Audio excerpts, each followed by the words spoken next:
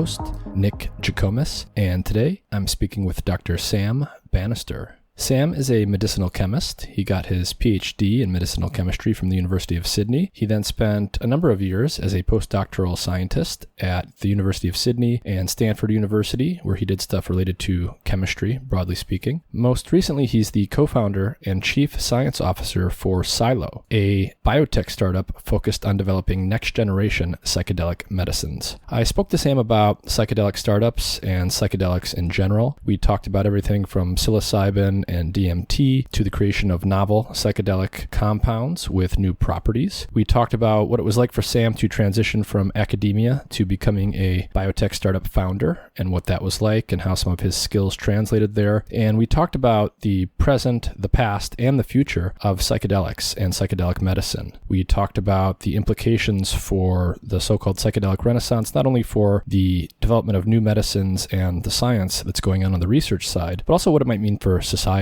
and how society interacts with psychedelics in different ways. So if you're interested in psychedelics and psychedelic startups and what that whole biomedical space is like and the latest going on there, this will be a really interesting episode for you.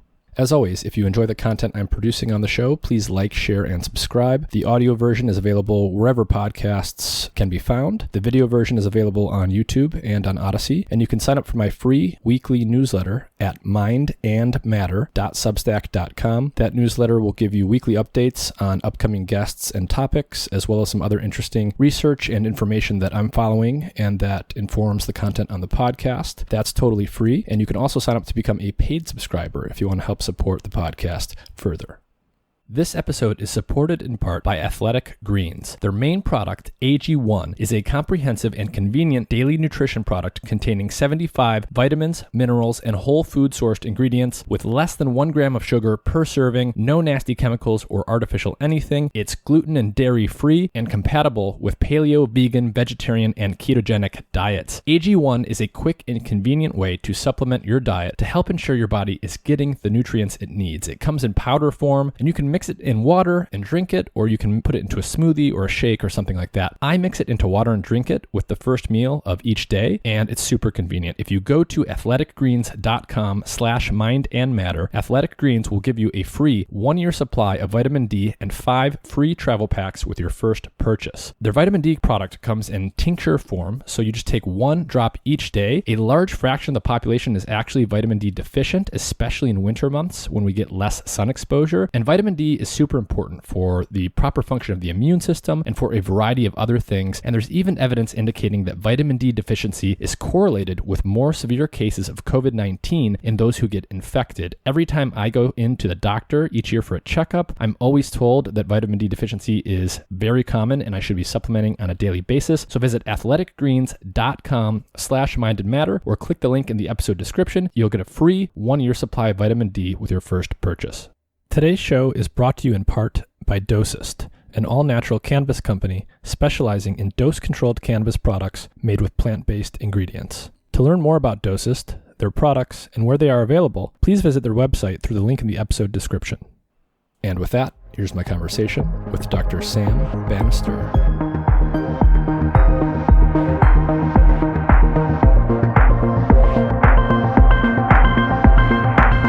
Dr. Sam Banister, thank you for joining me. Yeah, great to be here, Nick. Thanks for having me on. Can you describe for everyone a little bit about who you are and what your scientific background is, just to provide context? Yeah, sure. So as you can probably tell from my accent, I'm from Australia. I did my training here in synthetic and medicinal chemistry. So I got my PhD here a number of years ago. And then sort of moved into radio pharmaceutical development at Stanford, looking at PET traces and things. Did a little bit of chemistry supporting structural biology work there with Brian Kabilka and a number of other people. And finally moved into a bit of drug dev for ALS with Ed Engelman's lab and Mark Smith at ChemH at Stanford. I was eventually sort of recruited back to Australia to help run a philanthropic cannabinoid drug discovery effort here called the Lambert Initiative. And then most recently, I have just started my own company with my co-founder, Josh Isman, in the field of psychedelic medicine. So we're looking at sort of taking inspiration from natural psychedelics in the design of next generation medicines. Yeah, and that's something I definitely want to talk about. So, one of the questions that a lot of people have is, when they sort of look at the emerging psychedelic biotech industry, there is a lot of focus on developing new forms of existing drugs. There's also a lot of emphasis on developing novel drugs. But when you think about, for example, something like psilocybin, the compound from magic mushrooms that many people will have heard of, there's psilocybin, literally, the thing that you can get from mushrooms and doing extractions and things. But there's a lot of companies now working on creating new forms of psilocybin, which are different in some way and presumably have some kind of benefit with respect to bioavailability or the route of administration or things like this. Can you talk a little bit about that? Like, why do we need to create new forms of psilocybin, and how does that even work? Yeah, there's a number of different considerations here, I think, Nick. So one is around creating sort of commercializable products. So very hard to do with natural products, as you'd be well aware from the cannabis space. So a lot of companies have started looking at sort of what I've termed low-hanging fruit approaches to creating protectable IP in this area. So I guess at one end you have sort of isoform, as various salt forms of psilocybin, which is quite straightforward in terms of generating those and defining them. And then you've got people making very minor modifications in terms of sort of deuterating psilocybin itself, which might change the metabolism and gives you a sort of technical novel chemical. And then you've got groups like Mindset making sort of even more larger changes than that. So changing the sort of very structure of the drug itself in sort of pretty minor ways in an attempt to improve its profile. So you have this whole kind of spectrum of activity, a lot of formulations, a lot of pro-drug work.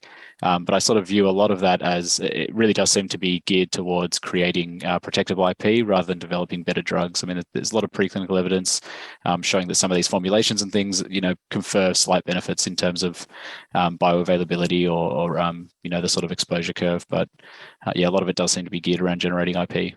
I see. So the primary motivation here is to create something that's patentable and commercializable rather than something that's necessarily going to be, a step change in terms of how effective it is as a medication.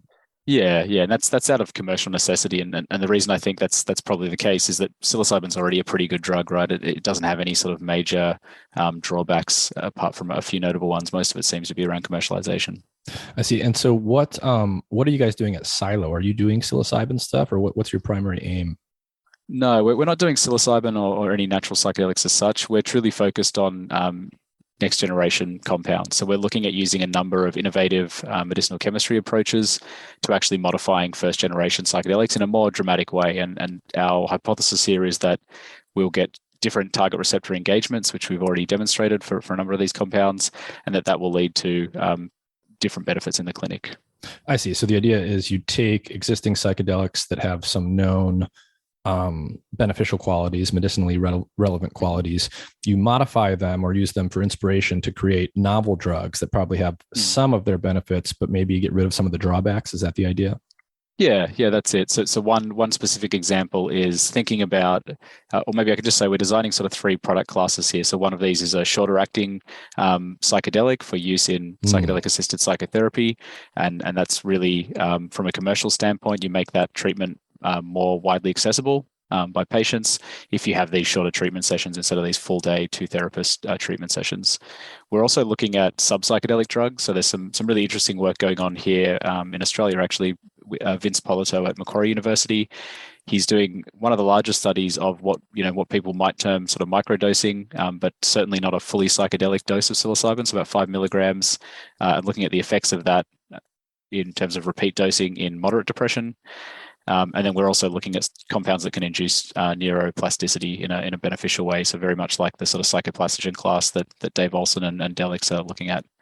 And thinking about that second product class, one of the reasons psilocybin won't be perfect for that sort of use, this sort of repeated dosing use, is that it activates the 5-HT2B receptor. So this is a known liability in terms of 5-HT2B agonists for cardiac valvulopathy, which is a pretty serious side effect of 5-HT2B agonism. Can you unpack that a little bit for people? So I don't think we need to go into 5-HT2A stuff. I've had a lot of episodes where we talk about that. That's the psychedelic receptor that's basically needed for most of the classic psychedelic effects of things like psilocybin or LSD and so forth. But you're saying there's this other receptor, serotonin 2B. And so what do we know about that, and what exactly is going on there? Yeah, 5-HT2B is expressed in a number of places, including in the heart. Psilocybin in a number of in vitro assays, or psilocin, to be more technically correct, actually has greater potency at 2B than it does at 2A or 2C, depending on what assay you're using. So it's a definite target, a physiologically relevant target of psilocin in the body, but it's associated with this sort of hardening of the valves of the heart. This cardiac valvulopathy. And the reason we know this is an issue is because of the drug fen-phen, which was ultimately pulled from the market a number of years ago. So this was a combination of phentermine and fenfluramine. It was sold as sort of an anorectic sort of diet agent to reduce obesity. So you had a stimulant type drug, and then fenfluramine was a 2C and 2B agonist.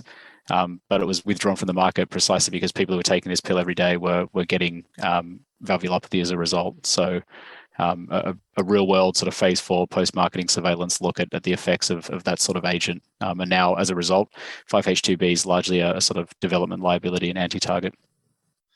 I see. So 5-HT2B is expressed in the heart in a number of other places. There have been drugs in the past that have been used that have been pulled from the market because people were using them on a daily basis and it was causing heart issues. Can you go into a little bit more detail on what those heart issues were and how common was that? Was it common enough, but still relatively rare that they pulled it, or was it actually quite common? That's a really good question. I don't know if I have satisfying answers for that. It's obviously not such a major issue. They are repurposing fenfluramine now in Dravet syndrome at a different dose.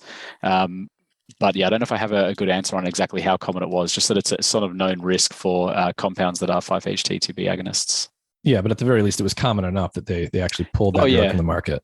Yeah, it could be picked up in post-marketing surveillance, and it was substantial enough that the FDA decided to pull it. So, yeah. And so, what that's sort of interesting from the perspective of one of the big trends that you're seeing with respect to psilocybin and other psychedelics, which is microdosing, as you mentioned. So is the concern there that if you're taking even a microdose of something like psilocybin on a regular basis, whether it's every day or multiple times per week, that there could be the similar kind of risk for heart issues?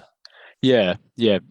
Valvular disease as a result of 2B agonism is definitely one of the possibilities for psilocybin use at the doses that people are using it. So no one's actually done the really rigorous study to show sort of whether it is likely to be physiologically relevant.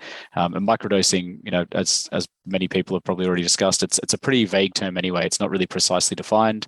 So the doses that people are using is not really super well known. But Brian Roth had an interesting tweet on this recently, that was a sort of back of the envelope calculation of whether this is or is not likely to be relevant for a number of different psychedelics at the doses they're taken. And the sort of consensus from that tweet was that it's a possibility and it's something that people should definitely be looking out for. I see. Yeah. So it's definitely something that we should think about. Do we know, beyond the anecdotal reports around the potential benefits of microdosing, people are reporting that it boosts mood, it enhances creativity and so forth. Has anything actually been demonstrated there for any of the classic psychedelics? Yeah, that's why these studies like the one Vince is doing are so interesting, because a lot of it, obviously, it's people have been doing these studies of sort of increased rigor in an attempt to get as close to, the placebo-controlled trial, that blinded trial that we consider the gold standard for clinical trials at this point. And this has involved some previous studies where people have looked at self-blinding, sending participants who obtain their own illicit drugs, capsules that are coded in various ways so they can self-blind and microdose and try to do it that way. But that doesn't really get around the issue that, you're still typically, if people are bringing their own substances to these trials, you're talking about drugs of unknown provenance. And so you don't actually know what the dose of psilocybin in mushrooms is. You don't actually know how much LSD is on the piece of blotter that you're cutting up and putting into this capsule. So no matter how well you do those studies, unless you're using sort of pharmaceutical grade material in a sensible way, it's very hard to know what the effects are. But certainly there's a huge amount of community support and anecdotal support for microdosing having positive benefits on mood, creativity, all of these things. But I think without doing the proper blinded studies, it's very hard to know how much of that is placebo and how much of that is drug effect. So Vince's studies are a super good one for that reason, because they are using GMP psilocybin 5 milligrams per dose. I think they're dosing 3 times a week. So it's a reasonably large study, a well-powered study. So you'll be able to see if there are sort of real effects there on depression. I see. So they're calling 5 milligrams a microdose. How does that compare to like what they use in some of the big studies that Hopkins and others have done with the full dose of psilocybin? Right. Yeah. So the standard dose for psychedelic assisted psychotherapy is usually 25 milligrams, which I believe is sort of equivalent to what you might term a heroic, what Sam Harris would term a heroic dose of psilocybin cubensis containing psilocybin cubensis. So around 5 grams or so of that, I think, which is pretty hefty. I'm led to believe that's a full blown mystical experience, possibly with quite a bit of ego dissolution. Interesting. Yeah, it'll be interesting to see the results of that. So the other thing that you mentioned was developing psychedelic inspired drugs or derivatives that are still psychedelic, but they have a shorter duration of action. And one of the obvious reasons for doing something like that you mentioned is the commercial side. These sessions, when you take these heroic doses of psilocybin, it requires monitoring for several hours because the experience is going to last that long. You usually have a couple professionals in the room with the person, and it's very time consuming and laborious, especially when you think about scaling that up to potentially millions of people. So a shorter duration of action makes sense there. And it starts to get into questions of the experience itself and the duration and the intensity of the experience and whether or not those subjective experiences are actually part of the therapeutic efficacy that's been seen so far. So how do you start to think about that? Yeah, it's a super interesting question. I mean, one of the coolest things about this space right now is that there are so many of these unanswered questions. There's truly just like an endless list of really interesting topics to explore. So there's no consensus right now around whether the full psychedelic experience is necessary for therapeutic effects in at least some of the conditions that have been explored. It seems like having what's termed a sort of quote unquote mystical type experience does correlate with therapeutic benefit in a number of different indications, especially sort of end-of-life anxiety and depression. But no one's done the other control study that would be needed there, right? Which is lower doses of psychedelics dosed in various ways. So that's sort of the work that's happening right now. I see. Interesting. And give us a sense for how so depression is one of the things where psychedelics have been most studied so far, and there's clearly a very big need for new treatment protocols and new drugs in the realm of depression for a number of reasons. Can you start to give people just a general sense for how big and how burdensome the problem of depression is? Oh yeah, I mean it's one of the largest sort of disease burdens in the world right now. And we know this is only increased since COVID for sure. That's had a massive compounding effect on this issue. So I think the stat we talk about is that about 1 in 8 Australians are on antidepressants, and yeah, I think sorry, let me step back. So the steps the stats that people will typically talk about are on the orders of hundreds of millions of people suffering depression globally, and you see this both in sort of diagnoses and other statistics, but also in the rates of prescriptions of antidepressants. So by some measures, prescriptions across large parts of the world have increased sort of 200 or 300% since the beginning of COVID-19. Wow. And yeah, it's pretty crazy. Depending on what stats you look at, obviously we don't have perfect reporting. And antidepressants are not really that effective compared to placebo when you look at the clinical trials that are being done. So this is clearly an area that's ripe for some huge innovation. I think that's why people are so excited about the promise of psychedelics here. Can you I want to step back to something you just said. You mentioned that at least some antidepressants don't seem to do better than placebo when you look at some recent clinical trials. Can you unpack that for us? Because I know that there's a lot of sort of debate and confusion out there about how good like SSRIs actually are. Yeah. Super interesting class of drugs. I mean, they were brought to market in the 90s. We haven't really had any innovation in neuropsychiatry around affective disorders since then. But the main classes of antidepressants that are used are sort of your historical tricyclic antidepressants. These are pretty dirty drugs that hit a lot of different targets and do a lot of different things. And they're widely used in neuropsychiatry for a number of indications, including depression. SSRIs were thought to be these are things that inhibit the reuptake of serotonin. So the idea that the hypothesis there was that increased serotonin, at the synaptic junction would be positive and produce mood enhancing effects. But that mechanism's not entirely correct because you should see those sorts of effects quite rapidly after taking antidepressants, SSRIs. And we know that there's actually a latency in terms of onset of benefit, therapeutic benefit. So yeah, these are unusual class of drugs. We still don't understand the mechanism of action entirely. They definitely don't work for everyone, and the benefits in some studies are only about 20% better than placebo. And for that 20% benefit in some patients, you obviously have a huge number of side effects. So the ones that come up are sort of, it's sort of described by some patients as like just a normalizing of state. So, sort of lower lows, but also lower highs. Sorry, higher lows, but also lower highs. So people describe frequently loss of libido, loss of enjoyment of food and other things. And some of those effects can persist. So the loss of libido, for example, which is a pretty big one for a number of people, that can persist even after you stop taking the drug, which is quite problematic. You've got weight gain and other things as well. So it's definitely not, they're not a risk-free class of drug for sure. Yeah. And, you hear that a lot when you talk to people, and it's also been documented in the literature that, to put it informally, when people take SSRIs, they typically describe some kind of like emotional flattening. So flattening, that's it. Yeah. They're not, maybe they do feel better as they're not as depressed anymore, or not as prone to feeling as sad when sad things happen. But that's also true on the other end of the valence spectrum, that the things that they enjoy most in life also get reduced in their magnitude. Yeah, that's exactly right. And, one of the things that's super interesting that I think you just hinted at is the question of the chronic use of SSRIs, because not only are many, many millions of people on SSRIs, many of them have been on them for years or even decades at a time. And that's pretty much commonplace at this point in many different countries. You mentioned the sexual dysfunction thing. So that's an acute effect. People have often lower libido on SSRIs, but you mentioned that can actually persist even after they stop taking the drug. Can you unpack that for us and maybe talk about anything else that you know? Because I know very little about this in terms of what the potential chronic negative effects could be.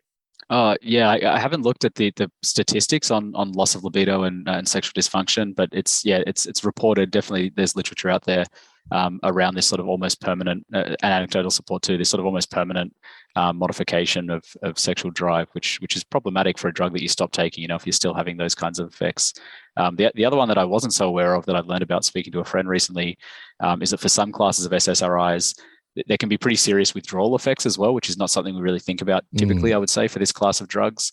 And so this person was actually trying to reduce her dose slowly of an SSRI in order to change medicines, and was getting sort of, electric zaps, as she described it, electric zaps in the brain, which is, and I looked it up, and it's a known side effect for some classes of SSRIs, is this feeling of like, very unusual, like electric zaps is the only way people seem to really describe it, but this sort of zapping effect in your brain is what it feels like, which sounds quite unpleasant. Interesting. Yeah. And my understanding is we know that there are some of these chronic effects, but there hasn't been a lot of study of this, in part because it's difficult because you got to follow people for so long to track it. And because there's there's naturally not a strong incentive for the drug developers to go and look for that. Yeah, that's right. I think unless you're seeing something like, like valvulopathy with fen-phen, unless you're seeing something that's really, physiologically sort of identifiable and happening at a decent rate, it's very hard to reveal some of these effects. But I mean, SSRIs are, surely one of the most overly prescribed classes of drugs that we're sort of using widely these days. So, I think we'll see increasing amounts of data around some of the sort of long-term negative impacts of that class. Mm-hmm. And, as you said, those were basically the latest generation of widely used antidepressants. They sort of came on the scene in the 90s, I think in the early 90s, maybe starting in the late 80s or something. And there hasn't been a lot of development since then until, unless you count the current sort of psychedelic renaissance that's going on. Why do you think that is? Why do you think there was kind of that stagnation in drug development with respect to depression and related psychiatric conditions? Yeah, just because it's just so hard. It's a super challenging area of drug development. So if you look at neuropsychiatry and sort of neurology generally, all of the drugs that we use widely were sort of discovered in phenotypic screens back in the day. So looking at effects in mice is sort of one of the first sort of gating decision points that you might use in progressing a drug. And yeah, it's an area of medicine that's not really amenable to the sort of more modern target-based approaches. So following the genomic revolution, people have moved to very much target-based drug discovery, high throughput screens, identify a new hit, select a lead, optimize it, and hope that engagement of this single target has an effect, has a disease-modifying effect. that works super well for some areas of disease. It's it's been very successful in some types of cancer, for example, where you target particular enzymes or proteins. It doesn't work so well for neuropsychiatry just because the brain is so complex, and we know that there's a whole bunch of activity going on in a very complex way at a sort of systems level that, engaging any single target there typically doesn't produce, a desirable sort of therapeutic outcome. So it's just a super challenging area of drug dev. A lot of money's been spent on various hypotheses in Alzheimer's disease, and that hasn't really borne fruit. A huge amount of money has been expended there. And as a result, I think the larger pharma companies have sort of pulled back on their central nervous system programs. They've sort of divested themselves of doing this really challenging drug dev in-house. Interesting. And so since you've got the scientific background, but you're also in the biotech, in the business space for psychedelic medicine, what do you think? In some ways, this almost seemed to come out of nowhere. I mean, I know that, Roland Griffiths and the Hopkins studies that, that was going on, I don't know, 2010, 11-ish maybe. And there was some buildup of excitement there, but it was sort of contained and it still didn't really come to the fore for a while. Then all of a sudden, just in the past few years, you've had this explosion. Is there anything that you can identify as a kind of catalyst for that? Yeah, I've given this a lot of thought. You're right. It's super interesting. Like this, I remember I applied after my PhD. I applied for a Fulbright scholarship to go work with Richard Glennon, who was doing some sort of stimulant and psychedelics chemistry. I think at that time he was one of maybe 3 people in the world I could identify who was doing psychedelics chemistry. And he was at the end of his career, so you had him, Dave Nichols, maybe a couple of other people. And there wasn't much happening. I've met some people in sort of Shulgin's network, Paul Daly and others who are now associated with ASRI. And there were these small numbers of groups doing interesting things.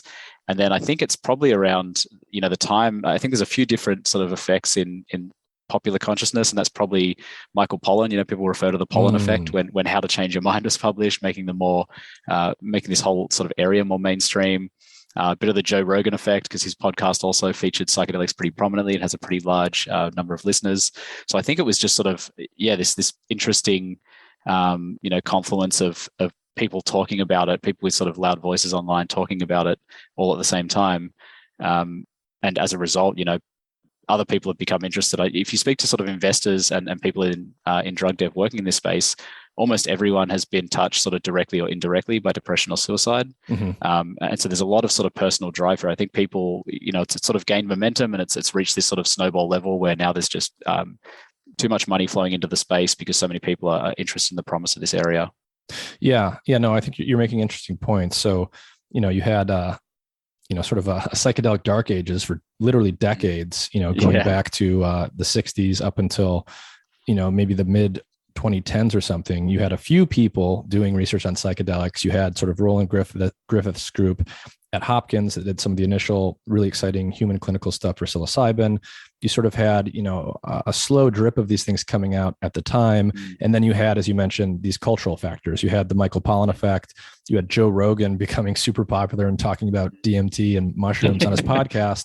And then, the other piece there that you mentioned is just how prevalent depression and things like this are. And so the cultural amplification through those channels, together with how many people are touched by these things directly or indirectly, seem to somehow, shine a light on some of that emerging research that was being done at Hopkins and elsewhere. Now we almost have the opposite problem, where there's this sort of explosive influx of funding, and presumably a lot of it won't go anywhere, but it's better that we have it than we don't. Yeah, I'd agree. I think there's so much interesting work to be done with psychedelics. I think there's still a lot we don't know. One of the sort of unintended benefits of having this sort of psychedelic dark ages that you'd be well aware of, Nick, with your background, is that we get to put all of the cool tools from neuroscience to work in these areas. So you've got like sort of Robin Carhart-Harris doing all this interesting work with psilocybin and brain imaging. We're using some very modern sort of molecular biology tools in neuroscience now to study exactly how, ketamine's having the effects that it's having as a rapid antidepressant. So unintended benefit of the psychedelic dark ages for sure. Yeah, absolutely. I mean, I've had a few guests on who are neuroscientists at different levels of resolution, human brain imaging, all the way down to cellular neurophysiology and, molecular and crystal structure stuff, Brian Roth, for example. And so you really have all of the horsepower of modern neurotechnology as it's used in labs all over the world, really coming to this in full force right now. There's people really dissecting some of these things at every level of analysis, it seems. Yeah, it's super exciting. I think I can't believe how much is going on. There's probably by some counts like more than 100 companies working on preclinical and clinical development in this space. You've got whole centers. Tim Ferriss funding a media center for psychedelics. You've just got like a huge amount of really exciting stuff happening in the private world and at academic institutions as well. World leading institutions. So yeah, super exciting time for psychedelic science. Yeah, one subclass of psychedelics that I think is super interesting because it speaks to some of the commercial and clinical needs are DMT and DMT analogs. So we've already talked about, the interest in having versions of psilocybin or other drugs that don't act for 6 hours or 10 hours, that act for a shorter duration of time. But it's also interesting that we have existing psychedelics that only last for a few minutes, but give you a full-blown psychedelic experience and have at least some hints that they might have some therapeutic benefit for things like depression as well. So have you thought much about DMT and DMT analogs? And can you tell people what's maybe going on there? Yeah. So all the thing to appreciate about all of these psychedelics is they're all quite different. That they have similarities, but they also have very important differences. Psilocybin clearly has clinically demonstrable effects in depression. That's been shown. Details of the mechanism and the sort of nature of the subjective effects that are required for that is not entirely clear cut. With DMT, that's sort of a newer area of study, but I believe there are groups looking at DMT and 5-methoxy-DMT, both of which are typically vaporized for inhalation. They have a very rapid onset of effect, very short duration of action, very, very intense experiences. And there's sort of some debate in the community about whether that sort of rate of onset and the intensity of those experiences will actually be clinically useful. You've got sort of camps of people who suggest that the sort of slow onset of action peaking to really intense experience and then sort of fading away is necessary for people to sort of consolidate their experience and use it in an integrated way. But obviously that's not really possible with DMT and 5-methoxy-DMT. It's sort of like a rocket to another dimension. So you don't really get that time to process what's going on. But people are certainly looking at it. So we'll have data from those trials as well quite soon. So how did you actually? Can you talk a little bit more about the story for how you went from your academic life as a postdoc into a startup founder? Because that's not so it's certainly not unheard of, but it's certainly not the main track people go down. And I know that there's a lot of probably PhD students and postdocs out there that would be interested in hearing how that happened. Yeah. I was, as I've been in most parts of my career, I was just really fortunate to meet my co-founder, Josh Isman. So the short answer is I'd moved back to Australia in 2018 for this recruitment for this philanthropic cannabinoid drug discovery effort. We'd done a lot of really good work there, trying to develop new treatments for epilepsy. A lot of my work has focused on neuropsychiatry or neurology, so diseases of the brain generally. I've done quite a bit of natural product optimization, looking for new treatments that improve on what nature's provided. But after working for this for the Lambert Initiative for a number of years.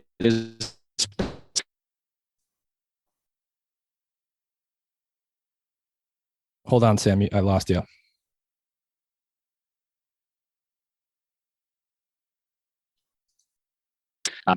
Sorry, I think we just dropped out there for a second. Yeah, so you were at Lambert for a number of years, and then we dropped out. Yeah, sorry about that. I'm just going to make sure I haven't got anything running here. I think I do. So I was at the Lambert Initiative for a number of years. Had done a lot of good work there. I think a lot of the kind of really interesting work in the cannabis space has sort of already been completed. Obviously, that's sort of a developed field of medicine now for a number of patients around the world. And then sort of right as I was thinking about what to do next, I was looking at a number of options overseas, back in the Bay, because I love living there and working there. So many exciting scientists doing such cool stuff. And then I lost a friend to suicide at the start of last year. So it was pretty shocking.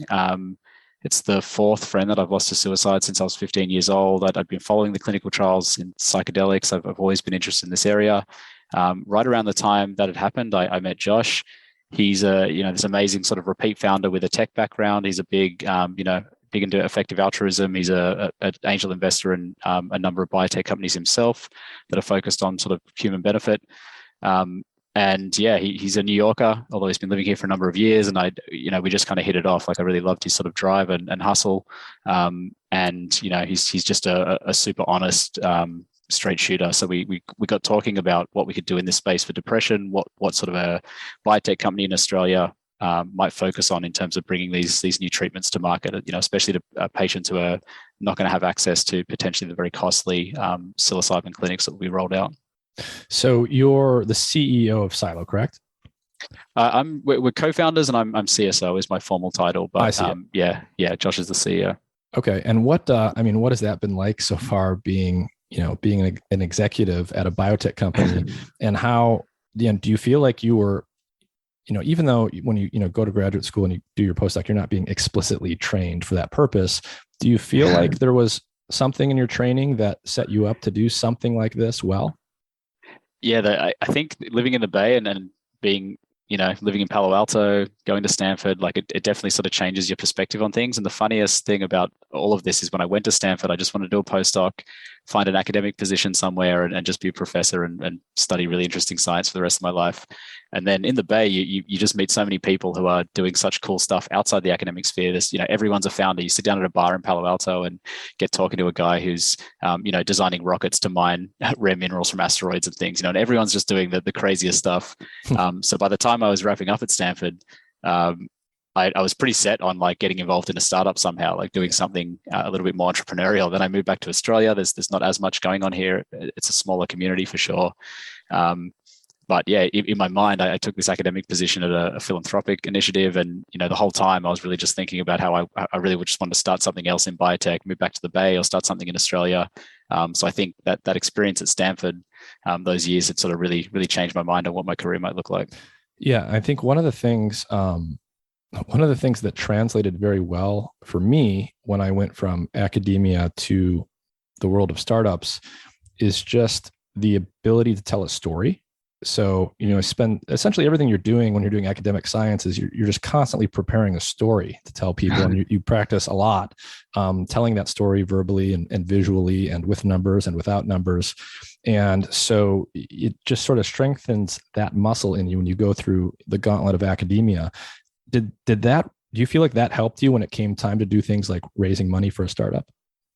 Oh yeah, I think one of these things that's kind of really disheartening to see is, you work with all these incredible postdocs who feel quite trapped by the academic job market, and they really think they have this niche, specialized set of skills. And when you get out into the wider world, start interviewing for jobs outside academia, you realize actually you've developed all of these skills that are super useful that most people do not have, and you just think of them as sort of common because they're so deeply ingrained. But storytelling is for sure one of them. I'd say all good academic scientists are good storytellers because you're constantly pitching a narrative around a scientific discovery that you've made or in a grant, science that you want to do and why it's so important. Like so much of academic science is actually really good storytelling.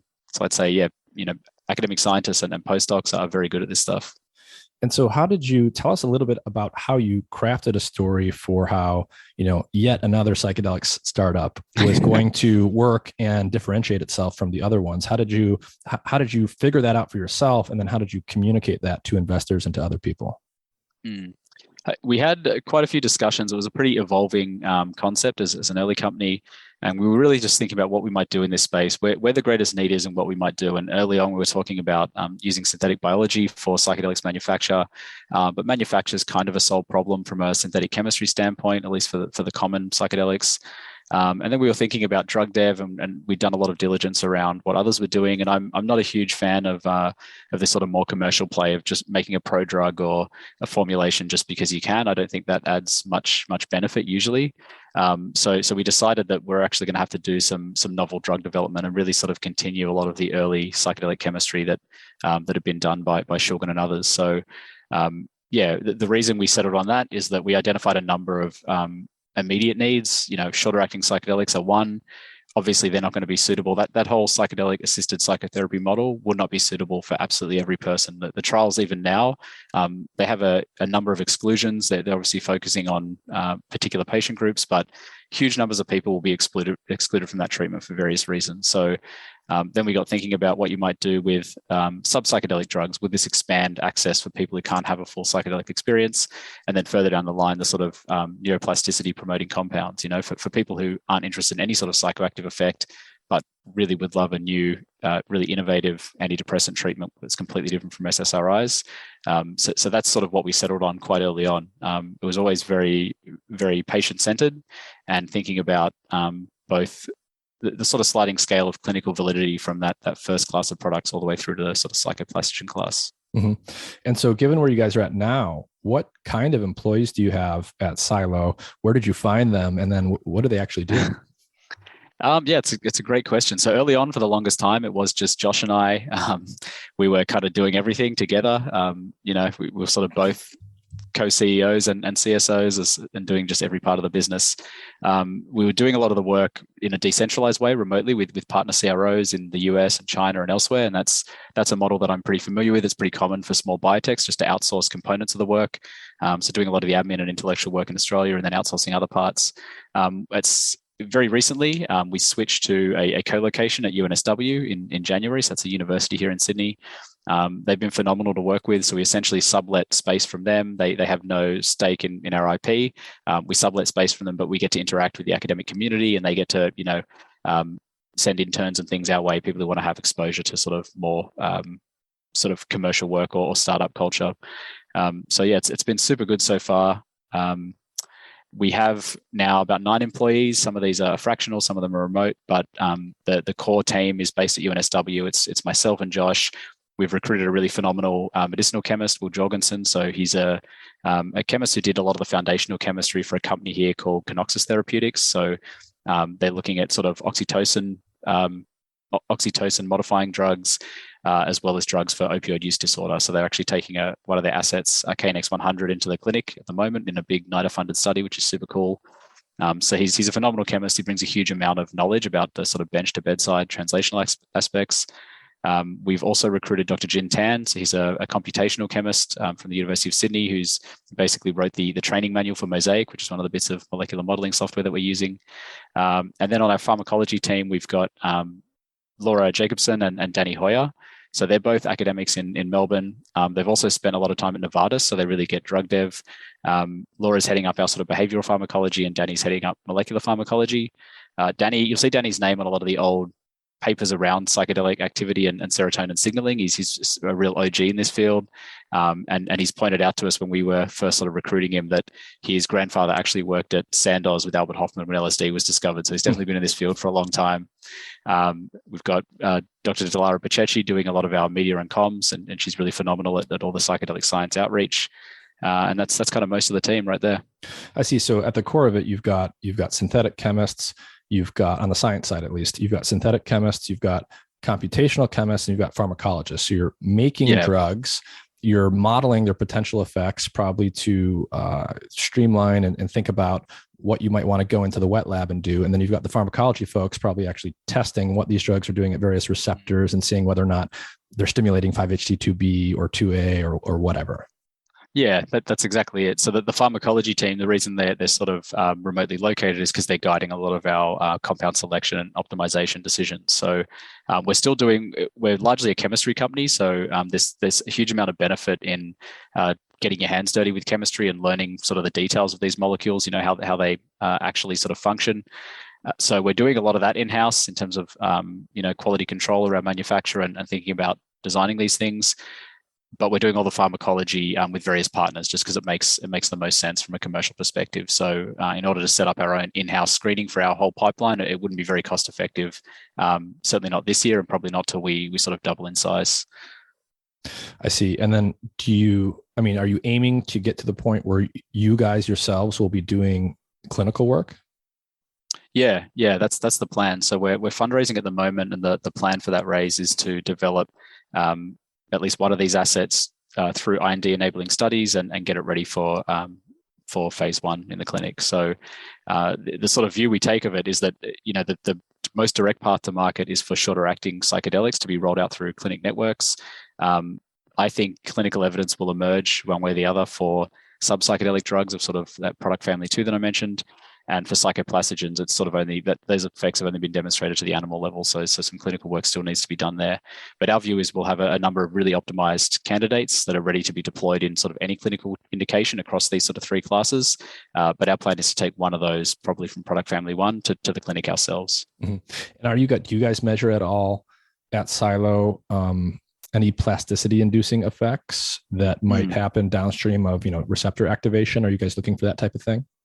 Yeah, we are. So one of the best things about doing science in Australia is we have one of the world's most generous R&D tax credits, which a lot of people are not aware of. So about 43.5% of every dollar you spend on R&D here is rebated at the end of the tax year, which is June for us here, mid-year. And we're doing some work with the Commonwealth Scientific and Industrial Research Org, CSIRO. So they're a big government science organization here, probably the largest. They partner with a lot of different commercial partners, biotech startups and things. And we were involved, applicants for something here called the Kickstart program, which is a pretty amazing program rolled out by CSIRO, where they'll provide matched funding. So there's a voucher system for match funding. We contribute the other part of that funding, and we get half of our contribution back as an R&D tax credit. So effectively, we're getting 4 times as much research done for every dollar spent that we would probably anywhere else. So wow. With Psyro, we're looking at neuroplasticity. So they're setting up a bespoke assay for us using cortical neurons, and we're going to screen our entire library to see their effects on what are typically thought of as sort of positive changes in neuron morphology and connectivity. Yeah, and can you unpack that a little bit for people? I mean, I think a lot of my listeners will be aware, but what are some of the more general statements we can make about what's been observed so far in the literature about the kinds of effects on neuroplasticity that tryptamines and other classic psychedelics tend to have? Yeah, so a lot of this work's been done certainly in vitro cell cultures, some of it to the animal level with microscopy. But the general idea here is that, the brain is a very complex system of, trillions of neuronal connections. Things are constantly being pruned and reconnected. And this is how we, do everything from sort of store memories to, develop disease or treat disease. So the idea with the neuroplasticity inducing effects of psychedelics, and this is common to some sort of ibogaine analogs, ketamine, classical psychedelics like psilocybin. But the idea is that these drugs, even when, following sort of acute exposure, lead to sort of increased neuronal branching, increased connectivity between neurons, things like neurite outgrowth and sort of axonal budding. So the idea here is that when these drugs are administered, we can show that these sorts of effects occur in neuronal cultures, and that those effects typically correlate with sort of improved profiles in animals in terms of a depressive type phenotype and recovery from that. So yeah, no one's demonstrated that these will be useful in the clinic, I guess, with the exception of ketamine, where people are, Spravato, for example, has been approved as a rapid-acting antidepressant, although the mechanism is not entirely clear. Neuroplasticity probably plays a role. Yeah, and it's important too. I think it connects to the idea that you can give some of these drugs, and some of the trials they do in psilocybin. Part of what makes the result so exciting is you only give the drug once or twice or maybe 3 times. You have the acute effects, the psychedelic experience, but then there's presumably inside the brains of a living person this sort of window in which neuroplasticity has been changed in some way. And so now you've got this therapeutic window of opportunity in which something like psychotherapy can be extra efficacious, even though you're not chronically taking the drug. Yeah, for sure. So yeah, this is the whole sort of sub-psychedelic dosing idea. It's that, you get these positive changes that last for some period after that acute treatment. I mean, obviously, with the psychedelic-assisted psychotherapy, it's actually like a really terrible model for pharma in some ways, because this is the opposite of an SSRI that you take every day. If you look at the data from groups like Compass Pathways in their large sort of phase 2 studies, with psilocybin, people are getting sort of immediate effects the following day in terms of depression scores. And what's really interesting, if you're watching this space, is that a lot of those effects are sustained. Like 3 months out, a number of people in those studies are still having very positive effects in terms of reduced depression score, months and months after they've had this sort of catalytic experience. So it's a super interesting model, because, that suggests that for presumably different patients will respond differently, but you might be able to go to a psilocybin clinic and have a session sort of 1 to 4 times a year, even with very serious conditions like major depressive disorder or treatment-resistant depression. So yeah, certainly a super interesting model for a pharmaceutical, for a drug. Mm-hmm. Yeah, one person that you mentioned a couple of times as we've been speaking was Shulgin. Did you ever get a chance to meet him? It's a very sad story. It was my life dream to meet Shulgin at one point. I moved to the Bay in 2014. He actually died not long after that. So I ended up going to his wake, which was amazing. Met a bunch of the MAPS people there, and yeah, it was just in Berkeley at a huge center there. Kind of the who's who of the psychedelic community in the Bay and beyond was there. Super interesting, and then didn't really think much more about it afterwards. I was doing work with a guy named Roy Girona at UCSF, and he told me he was looking for deuterated tryptamine analogs for analytical tox work, and he asked if I knew anyone in the Bay Area, and if it was possible for me maybe to synthesize some of these, and I explained it probably wasn't. And he said, "Oh, you should reach out to Paul Daly." Paul I think he's got this archive of deuterated tryptamines. He used to work with Nick Coetzee and others. And I was like, okay, I'll give him a call. He invited me out to lunch at the farm, as he called it. And I didn't really put the pieces together until I got there and saw, one Shulgin Road on the side. But essentially, Paul runs the Alexander Shulgin Research Institute, does a lot of archival. So I got to go out and have lunch with him and Anne Shulgin and Tanya Manning, which was super cool. Definitely one of the sort of life highlights for me. Hanging out with Anne. Got a little cheeky photo taken at the end because I just couldn't resist. And instead of saying cheese where you usually would at a photo op, she said 2CB. 2CB. Yeah, 2CB is interesting. I believe that was, like one of his favorites, one of Alexander Shulgin's favorites. For those that don't know, can you just give a little brief synopsis of who he was and what he did? Yeah, sure. Yeah, Alexander Shulgin is a chemist who worked at Dow for a number of years. He developed a really commercially successful pesticide for them called Zectran. As a result, they gave him a pretty long leash, given that he was working at a big chemical company. And what he did with that leash was start to systematically look at structure-activity relationships around initially mescaline and then other tryptamines and things. And at some point, he was publishing a lot of these studies in really, reputable journals. A lot of these things, which is pretty wild to think about to scientists these days, but even in the 70s, there's stuff being published in JMedChem, Journal of Medicinal Chemistry, which is a very reputable, usually pretty dry academic journal, but a number of reports with self-experimentation with these various new psychedelic molecules that Shulgin and others were designing. So eventually Dow asked him not to publish with their affiliation on these papers, and he decided then to set up a lab at his own home and continue this work. So he designed hundreds of different systematic modifications of phenethylamines, which are the class that mescaline and 2CB belongs to in terms of psychedelics, and then ergolines and tryptamines. So ergolines are things like LSD, and tryptamines are things like DMT or psilocybin. So yeah, he made hundreds of these molecules. He tested them on himself initially for signs of toxicity in a sort of sensible escalating dose manner. And then if they were promising in terms of sort of therapeutic tools, he'd actually share them with psychiatrists and psychologists and musician friends and things in the Bay. So this sort of intellectual circles in the Bay who might have interest in using these things. And that was all going super well for him. He was an expert witness to the DEA. He was one of the leading experts on these sorts of classes of drugs.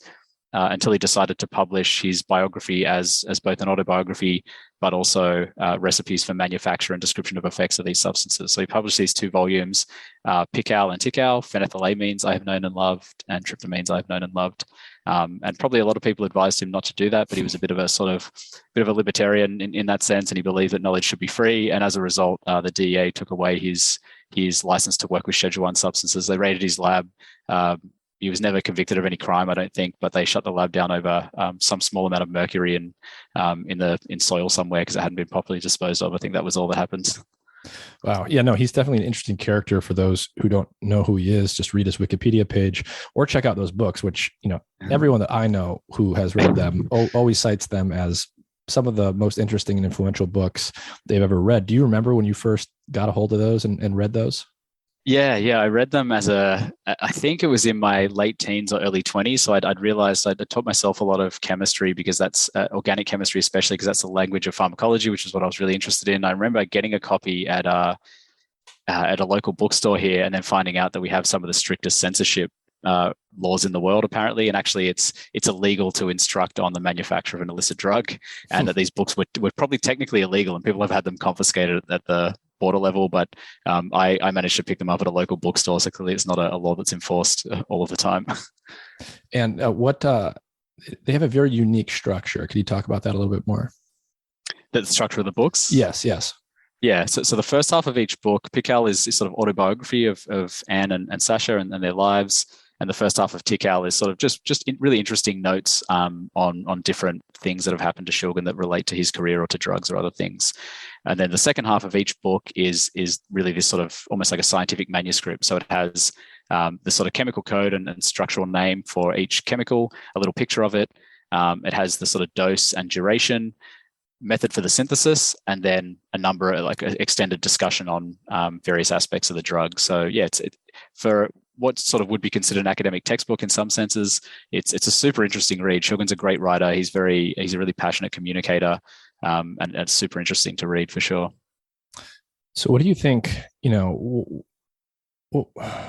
how should we think about the time horizon for the clinical development of some of these novel psychedelic and psychedelic derived medicines? Are we going to start seeing these things actually hit the clinic in 2 or 3 years, or is it going to be 5 or 10 years? Like, how should people think about how long this type of stuff takes to do? Yeah, it's not a traditional psychedelic, but MDMA for PTSD, the trials that MAPS is running, is looking like it might have an approval timeline that's sort of into next year. Which is pretty interesting. The FDA has already granted breakthrough therapy designation, meaning that this treatment shows enormous promise over existing treatments for PTSD. The trials data is quite good so far. So assuming there are no other issues, it's very likely MAPS believes that the FDA will approve that as a treatment by next year. I think Psilocybin will probably follow maybe the year after, once Compass has wrapped up their phase 3 clinical trials, which they're setting up now.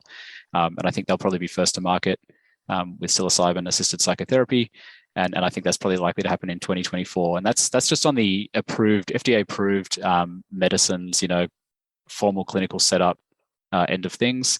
You also have like a huge number of sort of states and local municipalities enacting various, considering various ballots or enacting various laws that decriminalize natural psychedelics at least. So quite a bit going on in Oregon, for example, where they're talking about rolling out mushroom clinics of various kinds under this sort of decriminalization model. Yeah, how do you actually feel about that? Just not just as like a scientist, but as a person, the question of legalization versus decriminalization of these things. Yeah, I think we've learned a lot from decriminalization in other parts of the world. Every country is different. In the US, I would say every state is different. Like having lived and traveled there quite widely, I think of it really as sort of 50 different nations that have sort of all been pushed together, because it's a very diverse place. I think full legalization should be done sort of cautiously for a number of things, and we've certainly learned a lot from cannabis, even in the US, about where that does and does not work. So I think decriminalization is absolutely sensible. I think most drug issues are really the problems that arise with drug use of any kind are really health issues, not criminal issues. I think decrim makes a lot of sense.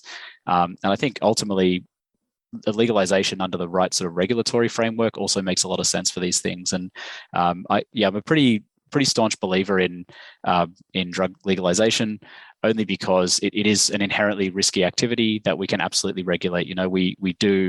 We have a lot of other risky activities that people partake in, either medically or recreationally. I'm a recreational skydiver. You can get a license to jump out of a plane. It's not a big deal. Like you absorb some of the risk there and you consider it, and there's training programs in place and people will teach you how to do it as safely as possible. And I think this sort of idea of potentially like a drug license is one way to get around a lot of the problems with prohibition as it stands. That's interesting. I've never actually thought about that. So instead of thinking of legalization as just meaning you walk into the store and you can buy X, Y, or Z, you would actually obtain a license, which would, potentially require you to take certain courses or be certified in some way. Yeah, I mean, we do this for other medicines already, right? You get your little leaflet that tells you about the risks and benefits of the drug. You have a conversation with the doctor.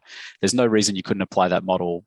We already do it medically. There's no reason you couldn't apply that to recreational drug use as well. So, you want to use ketamine. Have you used it before? How often are you using it? You can have a chat with the doctor about its harms and your personal situation. You prescribe some small amount of ketamine for your own use.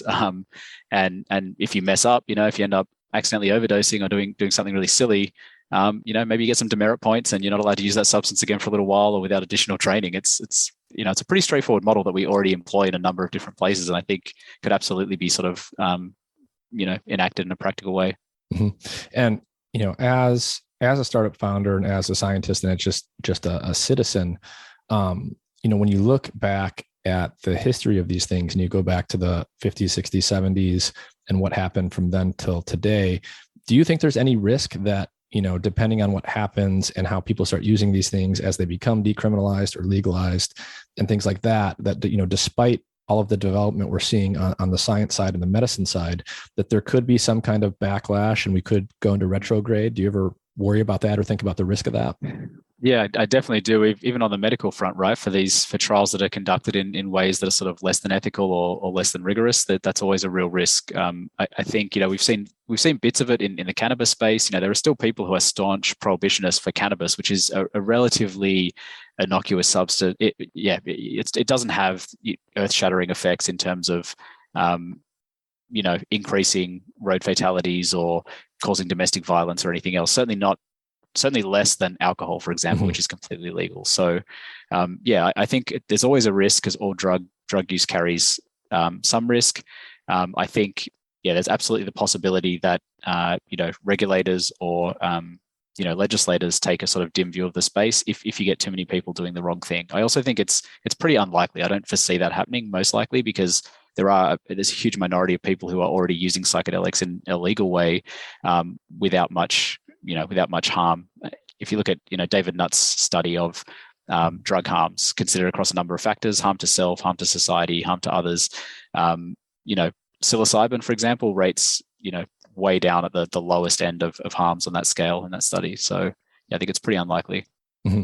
So one of the things that I often hear about is that, so when you look at the clinical trials with psilocybin, for example, one of the things that they screen people out for is a history of mental illness, in particular things like schizophrenia or other forms of psychosis. And the fear there is that something like a high dose, full-blown psychedelic experience could, at least in certain individuals who are predisposed to things like schizophrenia or other forms of mental illness, it could actually precipitate those forms of psychosis coming online. And occasionally I'll hear an anecdotal report of someone who knows someone who, took too much acid and went crazy in whatever way. But I've actually, because I've been asked this so much, and because, it seems plausible, right? Given if you've ever had a psychedelic experience or you've even heard someone talk about it, it certainly seems plausible that this type of experience could precipitate some kind of psychotic break. But I've actually had trouble myself finding clear-cut documentation of that in the literature. So what do you know about what's actually been documented there and actually demonstrated? A lot of these risks have been massively overblown for various very obvious propaganda war reasons. So I have a good friend from my teen years who actually developed psychosis as a result of cannabis use, and it's likely that he was genetically predisposed to this. And I've known people who've admitted to me that they've used cannabis, psychedelics, all sorts of things. He is the only person I know who's ever had a sort of profound psychotic reaction to a psychoactive substance. So the stories I've heard, the ones that go around, you hear of a psych nurse who knew someone in the 60s who tried to peel himself because he thought he was an orange after taking LSD, or, these can almost never be verified. There's no evidence that these things have actually happened. The other funny one that used to get thrown around a lot with PCP and with LSD and other things was, someone thought they could fly and tried to jump off the 12th story of a building. Also probably not verified, probably someone who already has some other serious mental illness. But I think it was Bill Hicks who said, the dead comedian who said, if you think you can fly, maybe take off from the ground floor first. It's like, these aren't very compelling stories. And when you dig into them, there's not really much evidence for them at all. And certainly no sort of clinical confirmation that these were the result of a drug-induced experience. I see. What, from a scientist's perspective and from a drug development perspective, what do you think are some of the bigger unanswered questions right now in psychedelic science, broadly speaking, that we will likely learn the answers to in, say, the next 2 or 3 years? Oh, that's such a good question. One of the things that I'm very personally fascinated by is this idea of sort of the precise molecular pharmacology of agents that are psychedelic versus not psychedelic. So you can get things that interact with the 2A receptor that give you an agonist profile there, so they activate it. They give you a head twitch response in mice, suggesting they're psychedelic in humans, and then you dose them in a person and they're absolutely psychedelic. You can get things that are very closely related, so things like 6-fluoro-DET, dimethyltryptamine, which can sort of activate the 2A receptor, or at least interact with it. They can bind to it, they can activate it along some signaling lines. but don't really give you a head twitch response and are not psychedelic in humans. So this is one of these questions that I'm super interested in is what is the precise molecular pharmacology of a psychedelic versus non-psychedelic agent? And I think with all the work that's been thrown into this area by sort of Brian Roth, Alex Klein, a number of other people, Dave Olson even, I think we're going to have answers to that in the next 2 or 3 years, and that's going to rapidly expedite a lot of the drug dev we do in this area in terms of both psychedelics and psychoplastogens. Mm-hmm. So for some of the major results that are out there with respect to psilocybin in particular, and going back to that question of like how much of the effect is actually requiring that subjective experience that comes with taking a classical psychedelic, what's at least your gut there for what you think the answer is going to be? Do you think there's going to be at least some therapeutic effects that do require that? Or do you think that we'll likely start developing drugs that completely, that allow us to get all of the same therapeutic outcomes we've seen so far, but without any psychedelic effect? I hope it's the latter, only because the market for those types of drugs and the need for those types of drugs from people that suffer from depression and who may not be able to take psychedelics is absolutely enormous. And I think neuropsychiatry is absolutely ready for a fundamentally new mechanism of action in depression treatment. So I really hope it's the latter, but part of me thinks, based on the clinical data and speaking to people who participate in some of these trials, that there is something about that profoundly intense psychedelic experience and the sort of acting as a sort of catalyst for psychotherapy integration. So, you hear people talk about this quite a lot in some of the old trials that were done with smoking cessation, for example. People have a psilocybin experience with therapy, and they don't describe, it's not like a slow learning. It's like this flash of insight that's consolidated in the therapy afterwards. They just give up smoking. They're like, I just took a completely different view of myself as a smoker. I could see it for what it was, and I instantly gave it up overnight. And there's quite a few of those sorts of stories, these really profound insights, this sort of objective view of oneself that then lead to really dramatic changes in behavior. So I think the chance that you get those sorts of outcomes from a drug that's not psychedelic, that's just inducing neuroplasticity and doing other things, I think that's less likely. So my sort of gut instinct at this point is that the sort of sub-psychedelic or non-psychedelic psychoplastogens will be effective in some conditions, but for these really serious affective disorders, maybe that full-blown sort of psychedelic experience with therapy is what's needed. Interesting. Have you ever tried a psychedelic yourself? I have never admitted publicly to trying a psychedelic, but I can tell you without disclosing which one, because there presumably are some legal ones historically, that I absolutely have tried psychedelics, yes. Yeah. And so how did that impact you in terms of going in this direction or just in your life in general? I would say, so I've tried psilocybin in the form of mushrooms in a jurisdiction where it was legal, and it had a pretty profound impact on my view of the world, my view of myself, the sort of interconnectedness of things. And I would say it's really, you hear this a lot when you ask people about their psychedelic experiences. Listening to a recent Sam Harris podcast, the Paradox of Psychedelics. No one says they're boring. You might have a really great time. You might have a really bad time, but absolutely no one is bored by a psychedelic experience. And when you talk to people about this, a lot of people describe it as one of the more profound experiences of their lives. And that was certainly my experience, enough that I redirected my career from one area of science into chemistry out of a serious fascination with the pharmacology of psychedelics. And that's a super common story. If you look at the self-reporting in a number of these trials for people who've never tried psychedelics before and do so in a clinical context, they say it's like one of the most impactful experiences of their lives, right up there with the death of a parent or the birth of their first child, which is pretty remarkable for an alkaloid that is found in some fungi that produce it for reasons we don't understand. It's a pretty wild to even sort of consider that a drug effect. It sort of diminishes it almost. It's so much more profound than that. I think most people who do psychedelics are profoundly moved by them. Yeah, and I think this speaks to something that I think is really interesting, which is if you look across human cultures today and human cultures historically, a very large percentage of human cultures have had some kind of rite of passage, sometimes just once per lifetime, sometimes, at certain times of year, that involve the ingestion of something psychoactive, very oftentimes something psychedelic. And this was not done just to cure someone who had some significant illness. It was seen as part of the normal development of one's life. It was part of the normal trajectory of what it was to be in that culture and to become the person you were supposed to become. Do you think there's any place for psychedelics to, in the Western world, come back into that kind of cultural niche and be something that's not just used as medicine to cure someone who has a problem, but that's used at maybe certain phases of development or certain times of life, even in perfectly healthy individuals? I think that's probably where we'll get to with decriminalization and legalization. And there's certainly plenty of people historically who thought that was a valid use of these substances. I heard, I think it might have been Hamilton Morris talking about William Leonard Picard, the prominent LSD chemist from a number of years ago, produced more LSD probably than anyone on the planet. He didn't think this was for medical purposes at all. He believes this is a substance that should only be given to people who are already very healthy to sort of improve wellness and their understanding of the world and their place in it. So certainly a lot of different views on this topic. I don't think these are things that should be fully medicalized only. I don't think that's the right way to think about them. And we certainly don't for cannabis, for example, right? There's very few classes of drugs that are psychoactive that we think of as having, sort of only one intended use, medical or otherwise. So yeah, cannabis is another good example. Certainly useful medically for a number of people with various pain conditions.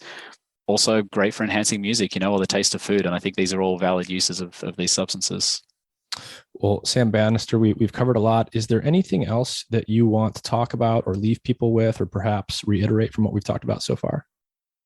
No, nothing comes to mind. Just that, having spoken to a lot of people in this space who've lost friends as a result of depression, I hope that we can have a big impact in this area soon. So Psylo and others working in this space, hopefully there are new treatment options available as soon as 2024.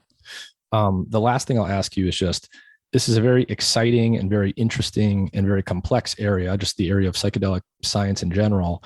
There's a lot of great research out there. There's, as with any field, a lot of not so great research out there. There's a lot of good reporting out there in the popular press, and there's a lot of bad reporting. What are some of the places you would point people to, whether they're scientists or non-scientists, if they want to just say up to speed on the general area and what's coming out? Oh, yeah, there's a lot of really good resources online. Obviously, Psychedelic Alpha is a really great site. I subscribe to a number of Substacks that are really good, or other newsletters.